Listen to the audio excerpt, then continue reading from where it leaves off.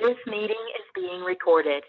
Okay, good morning, everyone. I plan to send you a asynchronous video on Thursday, but unfortunately, the Ambari platform didn't help and gave me several errors.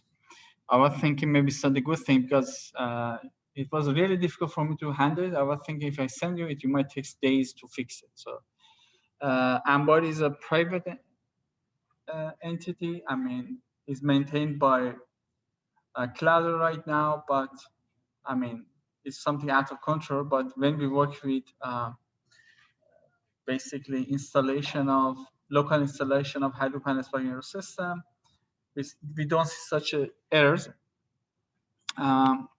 Basically, this semester was very difficult for me because first I made all of my lectures for Cloudera, suddenly I stopped the service. Then I moved to Hortonworks, and also it seems that it's not a very stable one. So for the asynchronous class, I'm going to send you another one, but without using Ambari, I would need to convert my lecture to the format that also easy for you to implement, because if for me it takes a lot of time to fix it, I assume for you also should be difficult. So sorry for the delay, but it was out of my control because of the Ambari platform didn't help. So I sent you another another one later by the end of this week. I just need to convert my lecture for the local installation. So anyway, today we start Kafka. It's a kind of upper level content for this course, and I assume that it's not needed for your project, at least most of you. So it's the reason I put it one of the last sessions. You will have assignment, but for the people who wants to do coding, it has a separate assignment. So, but for the people who are not interested to that much of upper level programming, they can do a lecture which I assigned as the homework later. So we try to work with the local installation of Kafka. So we will be much more independent, but it might need some more effort from you guys. But at least you can do something. You are not dependent on a private entity. Anyway, any question from previous sessions? Your assignments, projects? Hello, Hamid. Yes. So will you create a folder to submit a project introduction, right? Mm-hmm. Okay, because we okay, just follow the deadlines. I'm not. Let me see your syllabus. Tomorrow, I think. Let me see. I have 3 classes this semester, so I'm not sure the due dates for any class.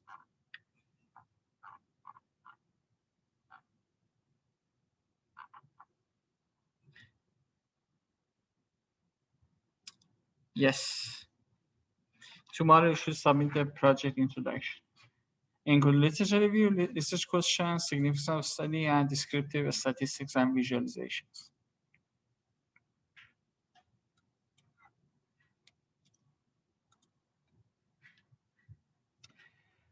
Okay, so if there's not that much of questions, so let me start Kafka.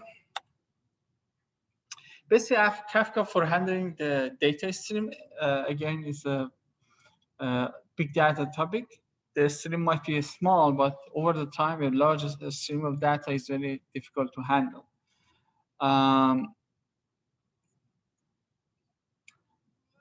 Similar to Twitter analysis, you might see some resources that they do over on PC. We did over Hadoop cluster. So when a stream is small, maybe you want to just do process for a couple of hours. You don't need to use Hadoop and Spark, but for usually for a stream of data, including IoT sensors, tweets, social media, and those kind of topics, you need to larger infrastructure, and Hadoop just a technology that helps us to handle such type of the data. It again could be stock market trades, IoT, web logs, sensors data. And Kafka lets you to do online analysis. similar to Twitter project that we did. So we look at the hashtags and make bar charts of hashtags based on their frequency. For working with data streams, we have two major problems: how to get data from different resources. They might be in different formats, different schemas, and like they might follow different protocols. And when we could get connected to those data producers, how we can process it. So it has two major components. Let's just focus on the first one. Okay. About the Kafka, it's a general purpose publish subscribe messaging system. So basically, it just a publisher or data producer that produce data, and you have some consumers that connect to those producers or publishers through Kafka.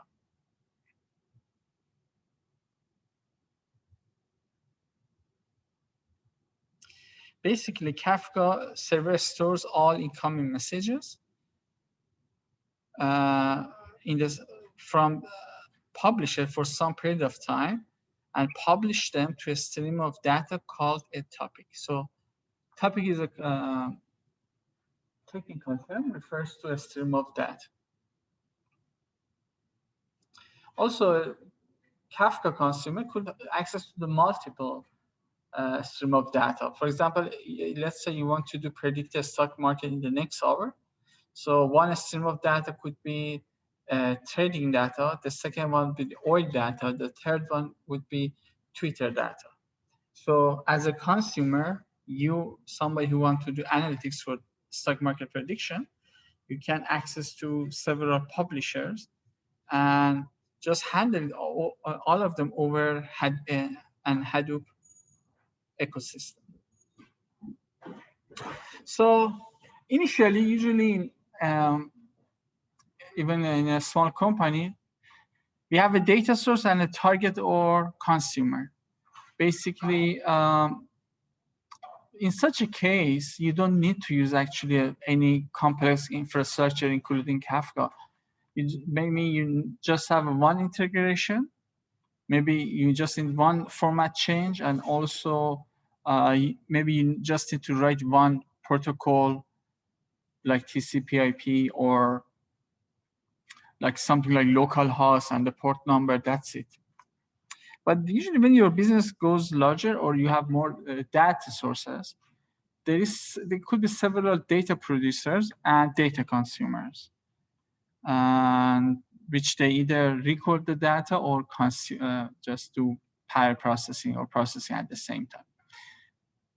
In such a case, you have several integrations. Maybe you have several type of protocols, different data formats, and maybe you need a lot of conversions. For example, as an example, let's say you have 5 data sources and 7 data consumer. So you have 35 integration. It could be, again, it might include writing protocols like TCP, HTTP, which I'm pretty sure you're familiar with that, REST. You may need to do a lot of data format change, like binary, CSV, JSON, or several data schemas. What Kafka does, you just convert the producer's data to the Kafka environment, and Kafka just distribute based on your need, and you just need one-time conversion or one-time integration from each producer to the cluster, Kafka cluster, and then just convert it from Kafka cluster to your consumer's data format. So as you see, instead of such a complex network between several producers, several consumers, we just connect to Kafka and from Kafka.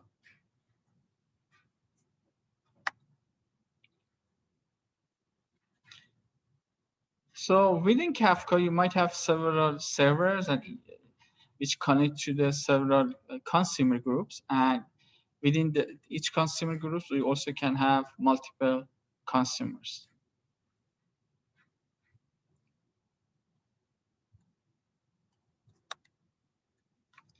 So let's just talk about history of Kafka. First of all, it was created by LinkedIn. They need a solid platform to take care of the messages and the connections that people make with each other. But right now is mainly maintained by Confluent, which is a private entity, but is under Apache Spark. So I see there is a community support for it.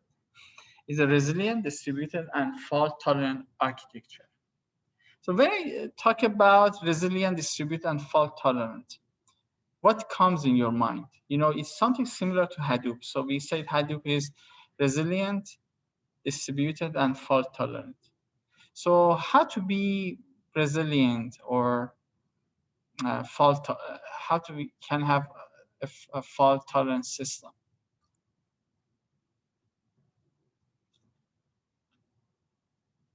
The basic idea is you might have something working in parallel.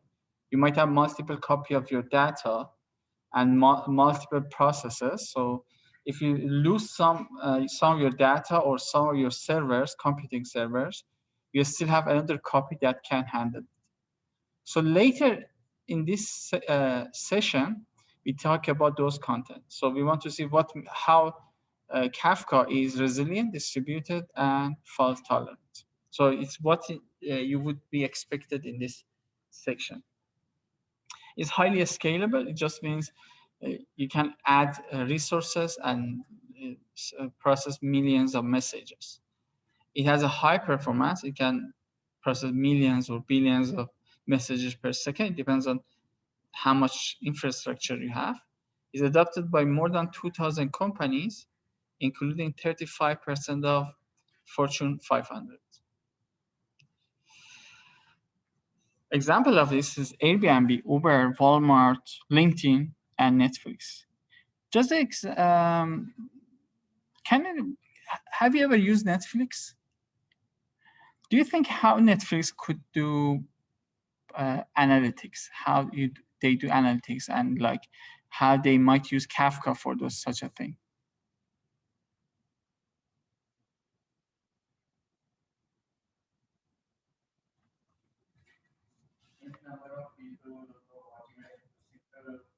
Mm-hmm.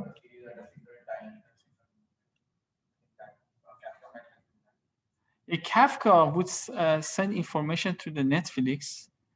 Kafka is the backbone. It's like a messaging platform. So it just the message that would say this people, this like login ID watches this series, this login ID watch this series, this series or movie.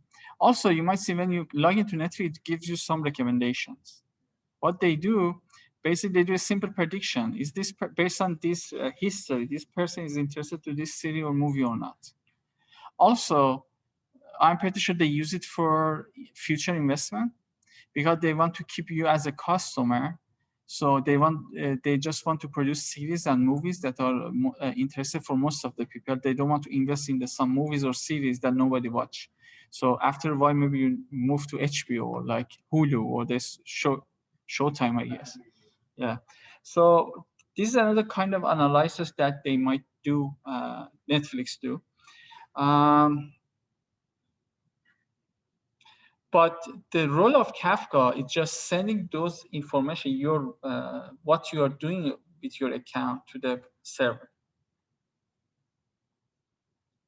And the way it does is in a stream. So a stream of this person spent this time on this series. It just moved fast or backward and forward, and like your interaction, whatever interaction you have with your Netflix account would be sent in the stream to the Netflix server.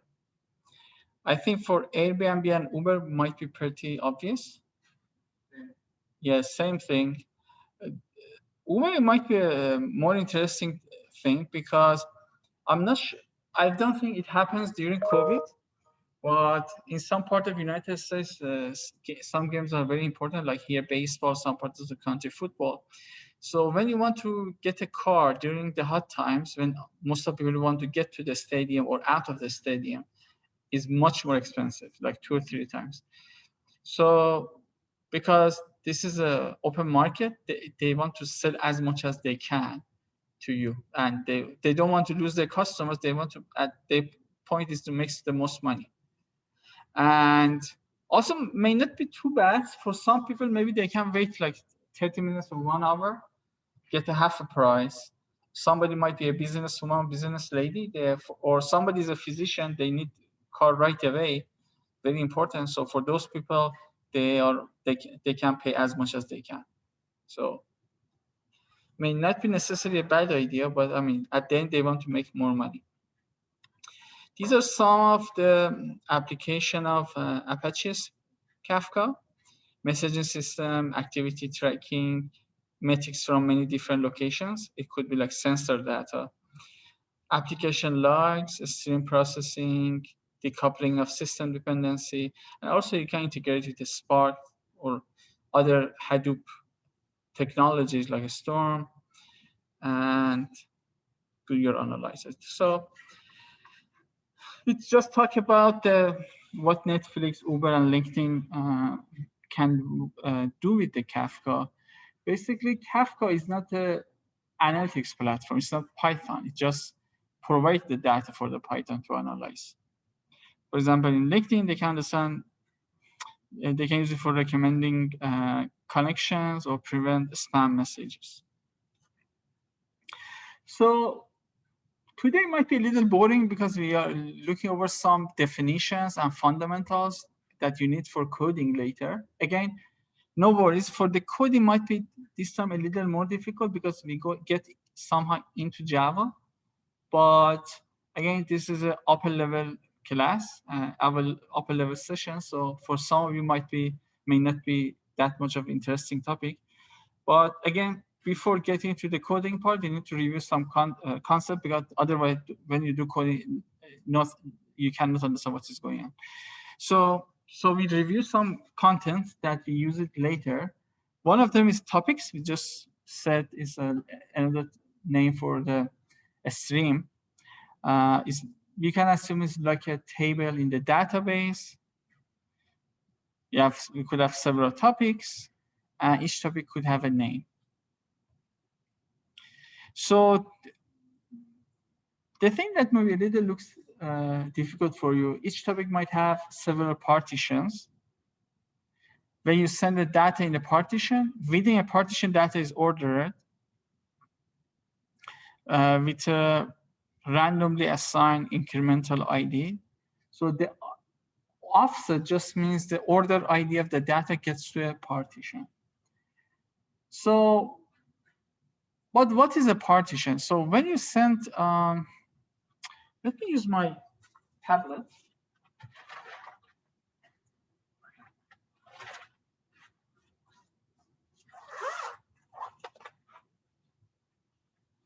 I think Shashan can explain better than me about the partitions. If I make a mistake, just let me know.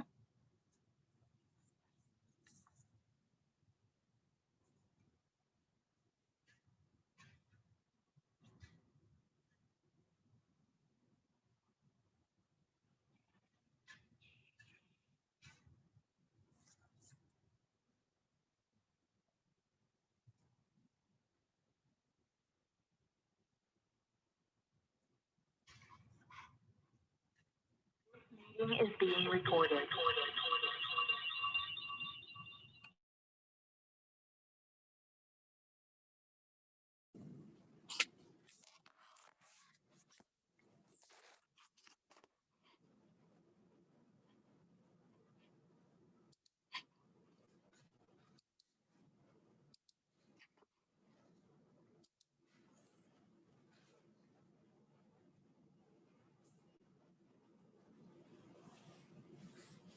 Okay, let's say this is a hard drive in your PC.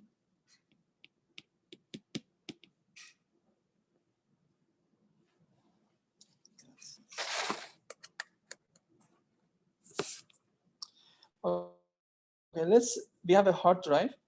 This hard drive divided in some section, they call it partitions. So let's say you want to copy a movie. So one movie could be here. The next movie would be might be copied in this partition. When you send a picture, it might go to this partition. Second picture might be this partition. Or a voice could be this partition. Second voice, this partition. It just means your hard drive, it divided in several physical locations. When you copy data, the copy might be distributed randomly. There is some way that you can make it in kind of order, or you just specify some certain partition for certain data. So there is something similar for topics and partitions, which we talk a little bit. Just keep in mind, similar to hard drives, your data might be copied randomly in different locations. So the way that it copies your hard drive, by default, doesn't have any order. Just use any sections. Maybe it's just for fact they try to optimize the speed, I guess. So different sections of or different partitions might be chosen for different types of data.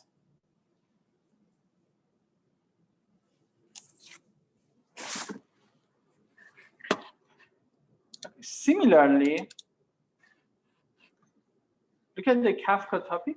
A Kafka topic has several partitions. So when you send the data from your data producer to Kafka topic, it might just randomly copy to a partition.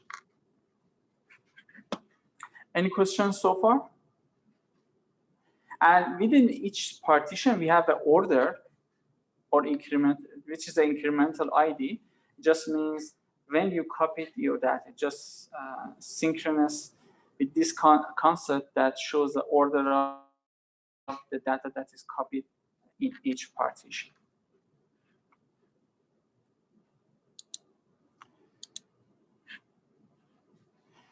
So just an example, let's say we are a truck company, and we have like several trucks. They send their GPS information every 20 seconds. The GPS information maybe get to the cell phone of the operational manager, or might get to a server within the headquarters of company, so they can handle it like where is the location, maybe there is some errors or some problems. They take care of it 24/7. In some cases, companies want to be faster or more fuel efficient. So they send the direction to their drivers 24/7, like take this road, go there, go here, take break this time, increase the speed. So those cases, they have a system, the headquarters that take care of it. So basically, each truck will send a message to Kafka every 20 seconds, message with content truck ID and truck position. When it gets to their headquarters or their servers, they can do analytics afterwards. And just as example, they said, let's just have 10 partitions. So number of partitions are arbitrary, so like 10, 3, 4.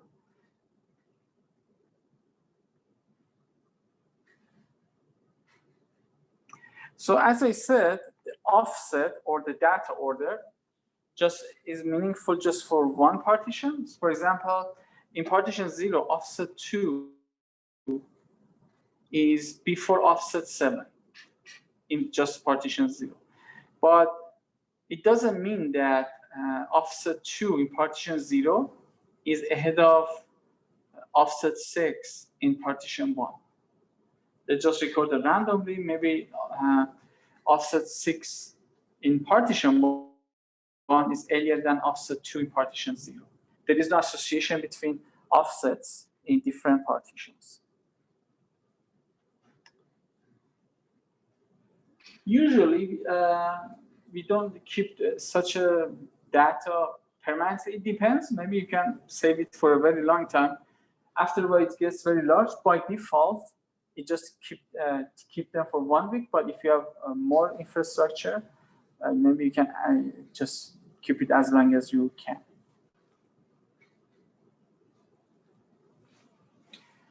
The way that it works, if you want to do any manipulation over the data, it should happen before recording over partitions. After you record it, they are there. You cannot change it. It might you might keep them for a while and just get rid of it, but they are not editable. Also, I just said they are recorded randomly, but there is an option which is like partition ID. So when the data is sent to a Kafka cluster or a topic within the Kafka, if there is a partition ID, some certain files or certain streams would go just in some certain partitions. But it's optional, you don't have to assign. Another concept or definition is broker. Broker is just a technical term for server in Kafka environment. So when in Kafka we say brokers, it just means computer server. Each Kafka cluster might have several servers, which we call each server a broker. They have IDs, and within each broker, you might have some certain topic partitions. Also, they can work as a gateway. So when you connect to one broker, you have access to connect to other brokers within that clusters. So the minimum recommended number of brokers within a cluster is 3. But you can just add as much as you can. Like if you have enough infrastructure budget, you might have 100 brokers. Why do you think why you said 3? Why you didn't say 2 brokers? Again, this is a part of being resilient, fault tolerant. So based on that concept, you can explain why here we said a good number to get started is 3 brokers.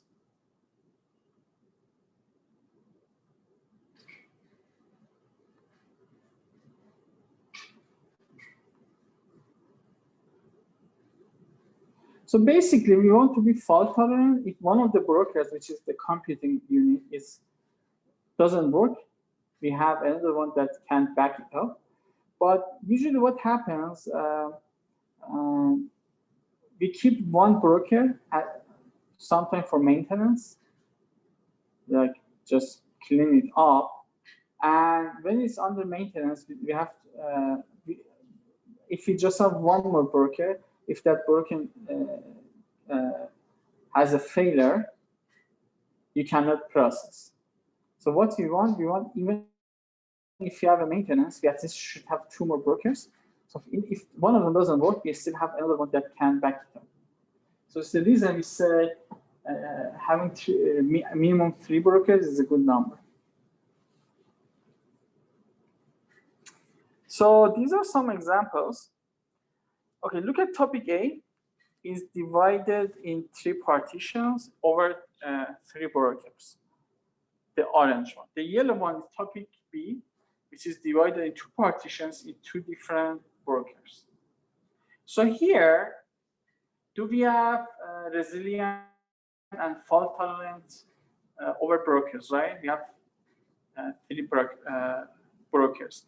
Do we have resilience and fault tolerance for topics or for our data? No, because topic B is divided in 2 sections. These 2 sections are just, you can assume like a physical location.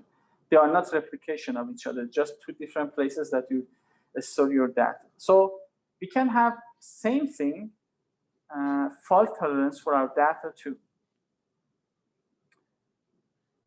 What can you do? Maybe we do replications. Like here, look at topic A, partition 0. It's copied in broker 101 and 102. Partition 1 is copied in broker 102 and 103. And since each partition replicated twice, we said the replication factor is 2. It just means we have 2 copies of our data. So If one of the broker is out of order, we have two other brokers that can process our data. Also, we still have one complete copy of our data we can process. So the reason when I said, I told you at the beginning about Kafka, it has resilience and fault tolerance. And we have, the way that I do for processes, it has several brokers. The way that for the data, it might have replications of your data, which is stored in multiple partitions. Any questions so far? Yes? So the number of brokers is decided based on the number of topics? Number of brokers based on how much budget you have, frankly speaking. So these are just computing units. So you might have, these are servers. So if you have enough budget, maybe you can buy 100 brokers. Or depends on your business. If your business, do you want 5 brokers, 6 brokers? Just so the number of brokers is arbitrary. It depends on your budget and your business, if it's needed, actually needed or not. So I also give a couple of minutes for people over Zoom. So if you guys have questions, you can use either your microphone or text me, so you can get to your questions.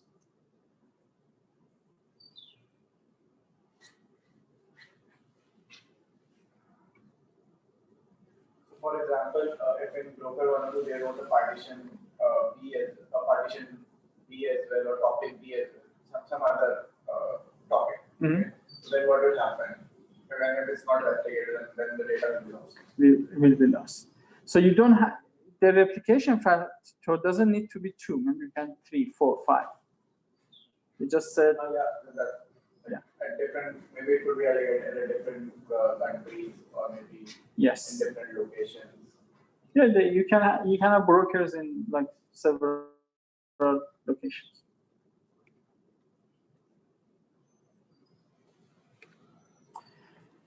Okay, so having said that, for partitions, the main one that we work with is leader. The other one are just a copy, or ISR, in-sync replica. It could be 1 more copy, 2 more copies, or several. So what happens when the leader has a problem, Kafka switch from that broker or partition to another replica. Keep in mind that it is handled by Zookeeper. So you might remember when we talk about Hadoop infrastructure, we said that Zookeeper works something like an operating system. It just handles the issues and how to sync the data between different servers and like location that you save your data. So whenever the leader partition doesn't work, Zookeeper pick another one and consider as a leader and just work with that until be sure that the process is done. And by the way, this is like streaming processing or online processing. So having resilience and fault tolerance is very necessary, because if it's just a large data, let's say if your brokers are broken, maybe you have a big chunk of data that you can process later. But for online processing, fault tolerance and resilience is really important.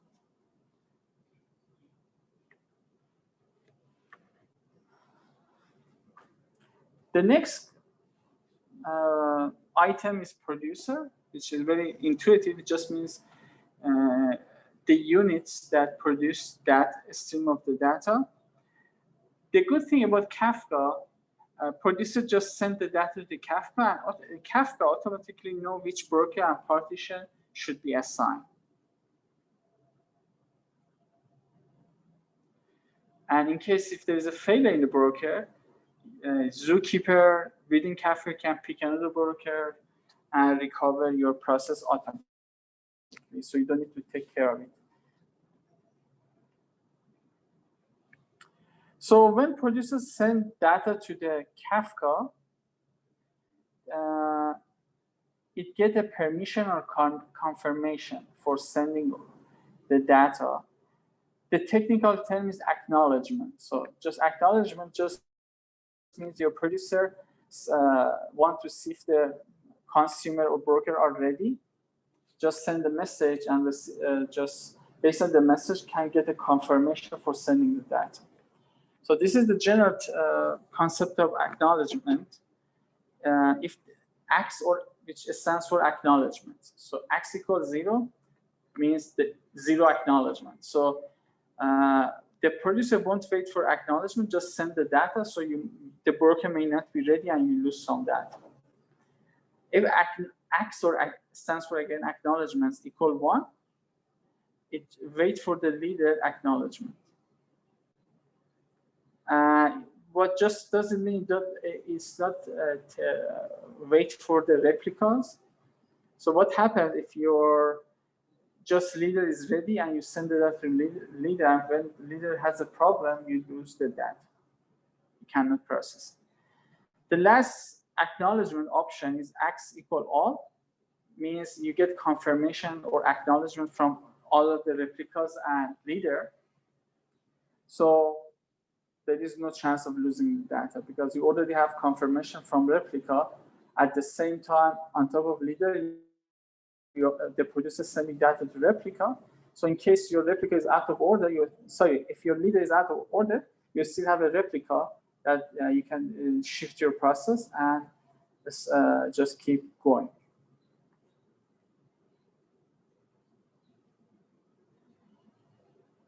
Is there any question about X01 all? It just means 1 means leader. Leader is ready. 0 means you are not sure leader and replicas are ready. Sorry, acknowledgement 0 means you are not sure leader or replicas are ready. Acknowledgement 1 means leader is ready, but you are not sure replicas are ready. Acknowledgements equal all just means you get a confirmation or acknowledgement about the readiness of your leader and at least 1 replica.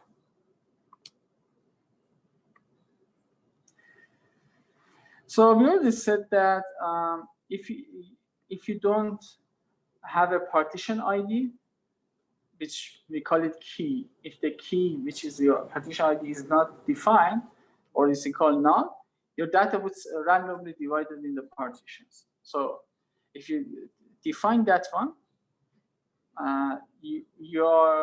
it's kind of more organized. You know which partition has which kind of the data. Maybe if I go to a stock market data, when I take this, when I take the oil market data, let's say I said partition 1, topic 1, it just goes to a set. All of the oil data goes to 1 partition under topic. If I said Twitter data under partition 2, I know the partition would just have the Twitter data. Or some certain data just goes on certain partitions. Okay, the next item is consumers. So after you get the data converted to Kafka format, you can convert to the consumer format in the way that they can process. As you see, your consumer doesn't just get one stream of data from 1 partition. Let's say for a stock market, I want to predict what happens in the next hour of a certain stock.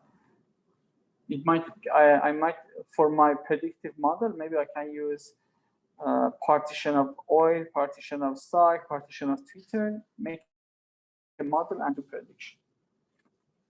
Any questions so far?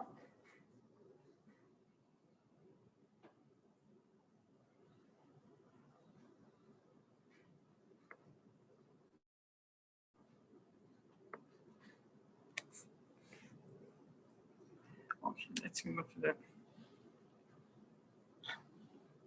Also, later in the coding, you would see we might have consumers group. Just consumer groups means you have some groups that focus on certain applications. Let's say you have, if I talk about analytics, maybe there's a group of market prediction, one group of security take care of social media, so it might be divided in certain applications that you need. Just keep in mind, if number of consumers is more than partitions, some consumers will be inactive until that producer or partition would be released. Otherwise, some of your partitions are not working. The next, I know it's kind of boring, but we need it for the coding part. So consumer offset just means your consumer take care of the offset of the data. So let's say in here, consumer processed until offset 4262 or 4262. And for some reasons, it's stop processing. But the system record the consumer's offset. So when it get back to the circuit, it knows what was the consumer offset and start doing processing from the offset of the data in the partition.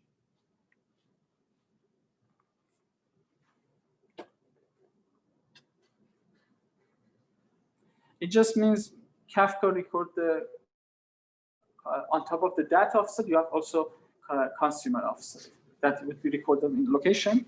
So you don't have to start from beginning. You start from the offset that you record.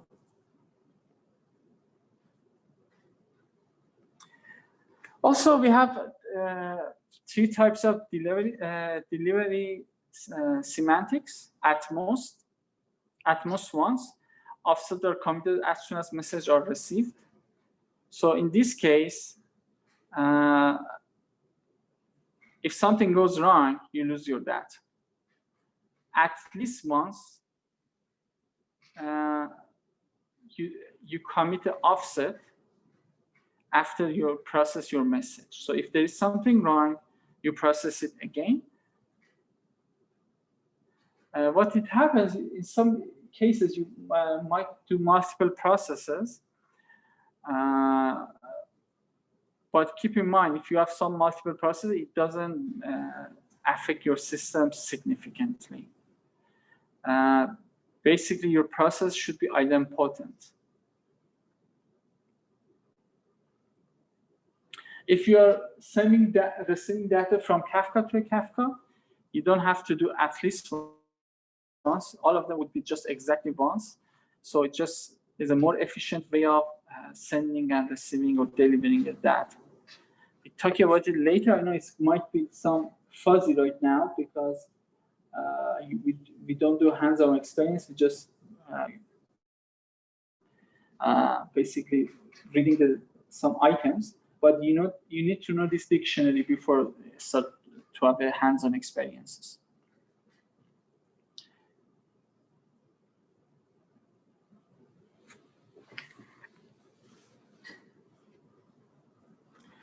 Another concept is bootstrap server.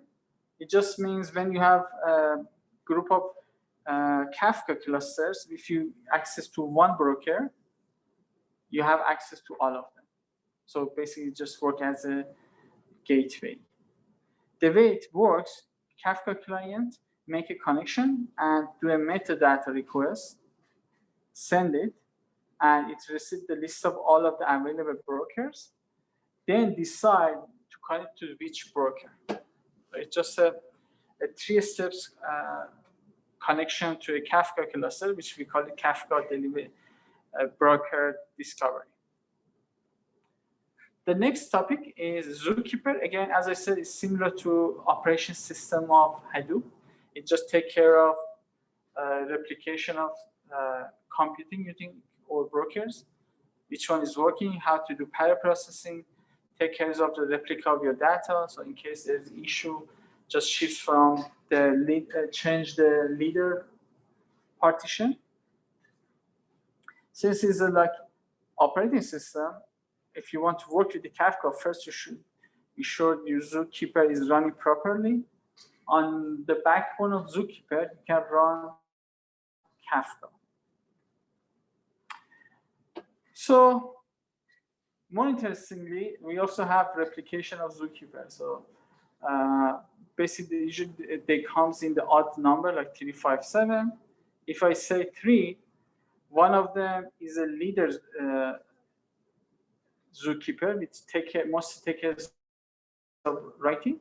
We have also followers of the main one, take care of reading. And in the newer version of Kafka, Zookeeper doesn't record the consumer offset. Zookeeper is something like this. So yeah, it's basically servers. Cluster of particular kind of server. Clusters. I think it's better to say there is a cluster that have zookeepers and brokers. I think it's better to say that. So let's say we have a cluster here. It has 3 zookeeper servers and 5 broker servers. So at least one of them is a leader, even zookeeper, and also in the brokers part. So we want to have more resilient and fault tolerance. So in case there's issues in the zookeeper, at least another server could back it up.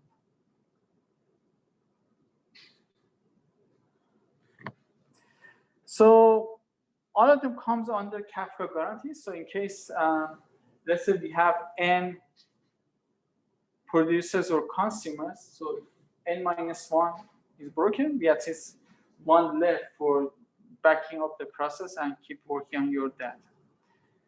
I already talked about why number 3 replication is good. One of the, if at some certain point of time, you take one of them for maintenance, one is working, and another one is just backing up the one that is working at some certain time points. Just keep in mind, if you don't change number of partitions, the key values are still valid. Just what does it mean? For example, in the truck company, you know that if all of them has partition 2 and you keep 5 partition, all of the truck data would go to partition 2. But suddenly you change 5 to 7, when you so the next partition 2 may not be similar to the previous one. So if you truck data also still have the ID 2, they might go to a different location that you already have other data. So let's review what we had today. So today we talked about Kafka cluster. We said it has, for having fault tolerance and resilience, we might have several brokers and partitions. We have a zookeeper that has a leader and followers, basically managing the fault tolerance. So it's basically the operating system that do fault tolerance for you. We have producers, which randomly send the data to the partition unless if they have a partition ID. The way that communicate with your cluster is based on the acknowledgement options. So if you want to be sure that the leader or followers or replicas are working or not, or you get confirmation about if they work or not. We talk about consumers, and as you see, all of this system is just for sending a data from source or multiple sources to multiple targets, which are consumers. Hopefully next time we can do a experiment on your local system. We set up a topic, make a stream, and do processing and see how it works. Basically, it's something similar to Twitter, but Twitter, it has something similar to Kafka in their backbone. So they get the tweet data, process it, and send the stream to you. So now we want to do everything by ourselves. So we don't want to use like Kafka-like application from another company. Any questions?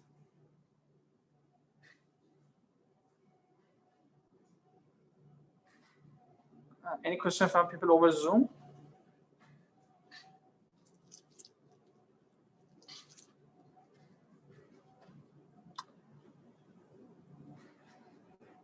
Okay, so that's it for today. Again, sorry for session that I didn't send. Actually, I made the lecture, but when I saw to Horton's sandbox, just so many errors. I would think it doesn't work to make a headache for you.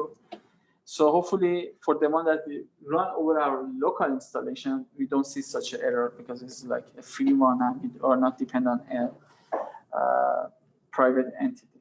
Thank you very much and have a good rest of the day.